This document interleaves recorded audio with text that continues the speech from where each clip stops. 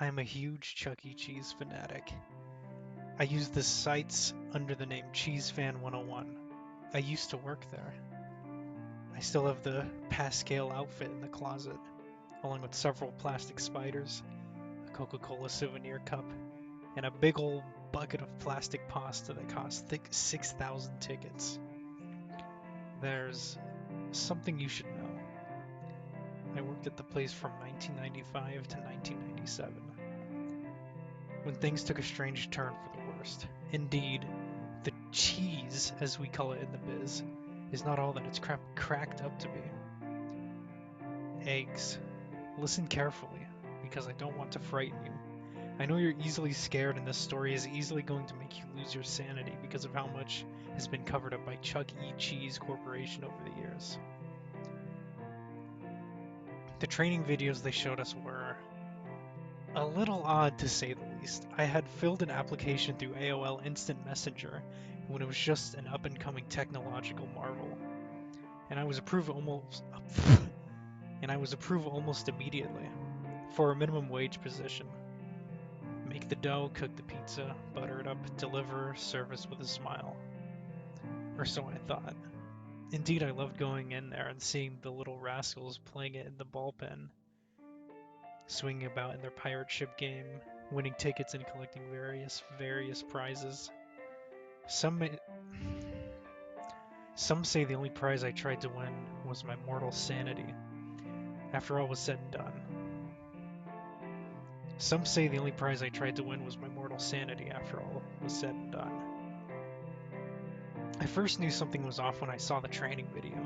The man never took the Pascal outfit off, and they never broke character. It was really weird.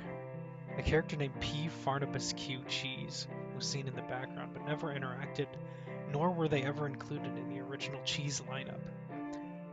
Later Munch, the large purple Whatsit, would replace P. Farnabas, who I believe was deemed too weird for American audiences. Chuck E. Cheese originated in Canada. Now, you probably don't know that Chuck E. Cheese was created by the guy who invented Pong. This is important, but I want you to remember that for now. Later on, you'll understand everything. The training room was fine, a little cold. Pascal was shown baking up the pizza and telling us how to cook it. Be sure to butter it up with our special butter sauce, Muy Buen. Pascal costume kissed his plastic lips, the head looking a little off. I could go for a whole bit pie of that cheesy cheese pizza right now, he said, or he had turned a little and I noticed that the Chuck E. Cheese logo, which usually contained a little rat giving a thumbs up, had a small Masonic symbol on it. I didn't know Chucky was a Mason. The training video was really long. They showed us how to prepare the dough, make the sauce, and put the piping hot pizza in the oven. And be sure to cook the pizza. Always use a glove. Pascal winked a sinister smile. I was getting a strange feeling. Otherwise, this may happen, and the Chuck won't like it. Pascal costume reaches into the piping hot oven with his bare hands and takes out the pizza, screaming violently, "Oh my fucking god!" He yelled, and there was a weird CG laugh stapled on. He had visible blisters all over his hands. His red and burning hands were not puppet hands. They were human hands. I can't cook pizza this way, he screams. My art is ruined. He takes out a knife and begins to slice his own arm off at the wrist. The training tape immediately cuts to a bunch of kids playing in a ball pit, as if that never happened. Then Chucky began to talk. Remember, don't play on the machine until after dark. What the hell did that mean? Oh, you can play bouncy gyrocopter or horse ride for a quarter, but nothing's gonna cure that deep depression when you're too old to take a ride anymore. They showed us how to feed tickets into the machine, how to award prizes, the whole thing. The weird part was near the middle of the video, when you just see Chucky standing there in the dark, not saying anything. His eyes glisten in the moonlight while the little lights on the machine twinkle. "It's nice to be here after hours," Chucky says. "At night, when the machines are down and the families are now gone, you can get the large quarter," he said. Large quarter. He picked up a large coin with the Chucky symbol on it, a Chuck E. Cheese token. He continued, "Place a large quarter into a large game slot. Do not let the costume touch the ground." What did that mean? Evidently, the costume was some sort of holy cloth for the Cheese Foundation. "If any Chuck E. Cheese costume touches the ground, be sure to immediately burn it." You see Chucky employees burning a costume outside while the plastic nose melts into nothing. This was too weird for me, but they made us sign a non-disclosure agreement before we became a part of the Chuck E. Cheese family. That was the weirdest part. They had me take a blood test. Not a drug test like a normal employer, but a blood test. I was thinking about that in the last few minutes of our training video when Chucky yelled, "Cheesy blood, cheesy blood." He spurted a blood pack all over the pizza and walked out of the kitchen with it. "Remember, don't open the machine." What? Don't open the machine? "When you take the tickets out, do not open the machine." Chucky sounded sterner now, more stern than he had ever been. Well, I was convinced. As soon as this goddamn training tape was over, I was gonna go open a machine. Why wouldn't they let us open the machines? How are they supposed to get the tokens out? Chucky had red eyes, smiled, and his teeth grew incredibly sharp. Violently sharp. Not even carnivorous, but like a trash compactor. The manager shut the tape off. That's enough for today." It was my manager, Ruben. "What was that about?" I said.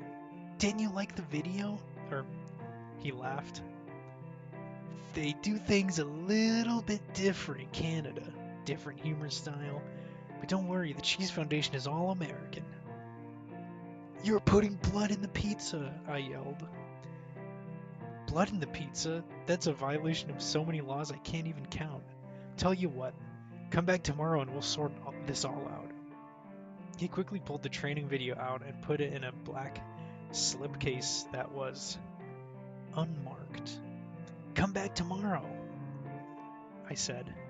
"Yes, come back tomorrow. All will be explained during the big quarter cheese chunk training hour."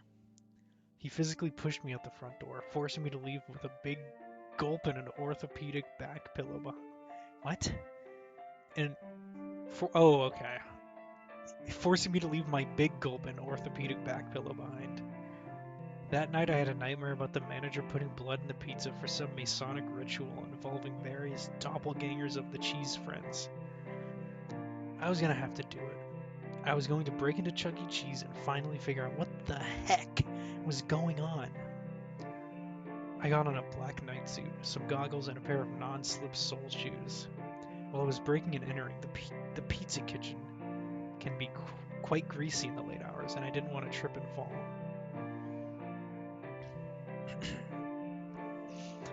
I jimmied the lock using a small knife, some fish bones, and a rubber hammer. I climbed through the window anyways, worried that there may be a security system. A red laser grid wire protected the floor. It seemed like a lot of security to protect a bunch of cheap souvenirs and skee-ball games, or so I thought. I got really confused at what I was looking at. I went into the back closet, being careful not to trip the wires. I found it, behind Ruben's desk. The big quarter.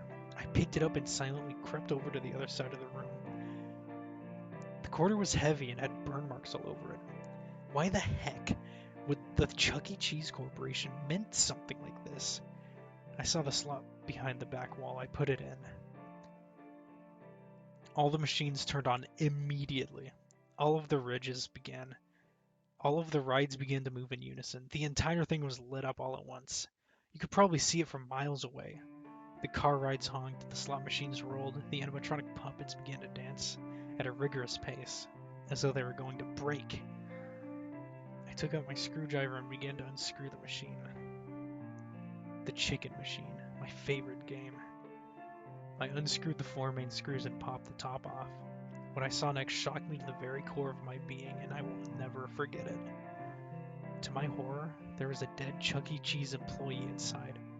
Wait, not dead, moving. The lips were sewn shut, and it had a horrified expression on its face. He was hooked up to an IV that fed him intravenous pieces of food that were attached to the ink on the ticket pieces. What in God's name?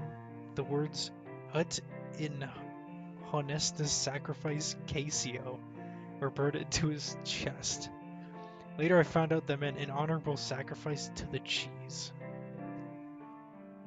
The other machines started to knock and bang. There were people in all of them, stuffed inside.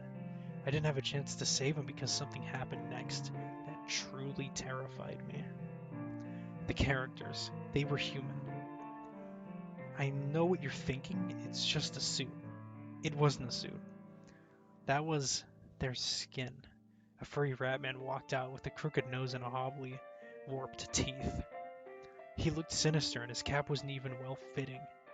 The real Chuck E. Cheese had arrived, and he was covered in an ugly, patchy fur. For his oblong kneecaps and bulging dough chunk gut. Pascal, too.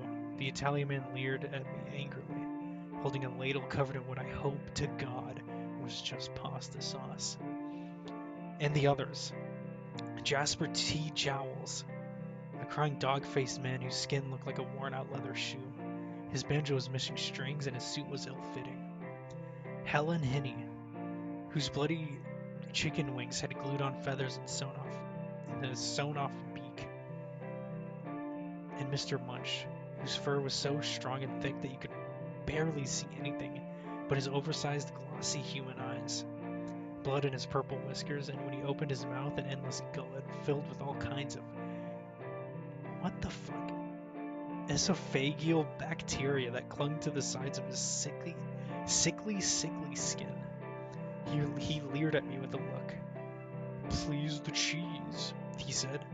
"Please the cheese." They began to corner me and I was hit with a ladle, square on the head. The police had arrived. I tripped the wire. Good. I was about to blow the cover on this whole effing thing. "Thank God, officers. They're real monsters." Oh my God. The officer. The cop was wearing a Chuck E. Cheese costume. He pulled the gun on me and led me into the back of the police car. They put me in cheese jail, a place where bad employees are forced to watch crappy reruns of that shitty show on the screen. I was allowed to eat pizza dough chunks and baconaise, a form of bacon-flavored mayonnaise. After 8 years, they let me go, but by then it was too late. The Chuck E. Cheese had closed down and replaced by a bowling alley, and all evidence removed. To think that the Cheese Corporation would bind employees to the floor and force-feed them tickets. Also that they could have a few more dollars to their electric bill. Also that they could save a few more dollars on their electric bill. Or maybe it's not that at all. Maybe I'm just some crazy guy on the internet, huh? Just some crazy guy making up stories about a pizza restaurant for children. I effing dare you to go open one of those machines right now. They say the Pong creator went nuts in his final years. All those infinite hours of bouncing the ball until he finally lost it. They say he started a pizza chain because he wanted to create the first human AI. That he failed. And the only way he could compromise was by starting a cheese-based religion that required real intelligence, living flesh machines. Just put a man in a rat suit, feed them pizza, some flashing lights, and they'll show up in droves, he said. He was right.